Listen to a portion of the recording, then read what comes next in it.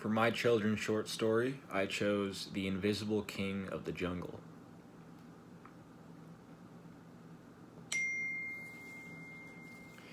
In the jungle of Maluba, there lived a fly called Mozzie, and Mozzie could roar like a lion.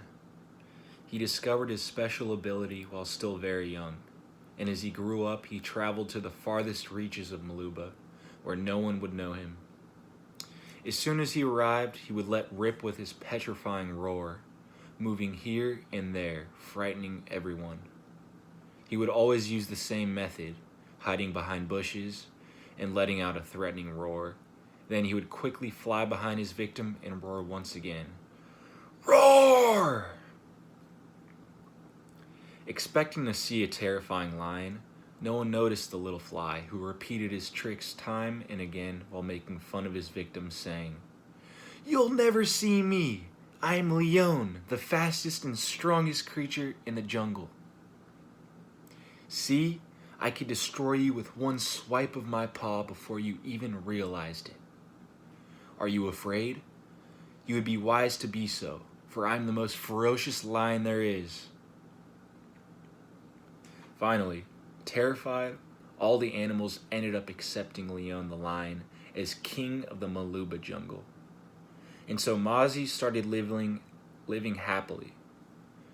He had all he wanted, and when he needed something or he fancied a bit of fun, he only needed to get up to his roaring tricks. However, one day along came Tuga Tuga, a slightly crazy tortoise. They said he had spent years working in a circus with human beings, a process that had sent him just a bit of crackers. Mozzie wasn't going to miss this opportunity to have his fun with a new arrival, so he prepared his usual fright. But as soon as Tuga Tuga heard the invisible lion roar in threats, he began killing himself laughing. "Ha ha ha! A ghost lion! I once knew a ghost lion, as well as a bald donkey and a weasel with a pronounced limp. And what fun they were when they danced. Come on, let's dance, little lion." All the animals began trembling, feeling sorry for poor Tuga Tuga. It was the first time anyone had dared to treat the terrible Leon in such a way, and surely the fierce lion would take no pity on the tortoise. However, Mozzie could not bite or hit the tortoise. His only option was to continue roaring and threatening. Yet the crazy Tuga Tuga just kept laughing, paying no heed to the lion's furious warnings. After a few minutes, it was clear that the lion wasn't going to carry out any of his threats, and a daring little bird joined in with Tuga Tuga, making fun of the lion. Mozzie tried scaring the little bird, but it didn't work.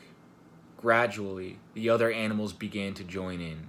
Finally, all the animals were laughing at the invisible Leon, calling him things like the lion that barks but doesn't bite, the king with no subjects, or the phantom lion king, the one that does nothing. And thus ended Mozzie's golden days of happiness.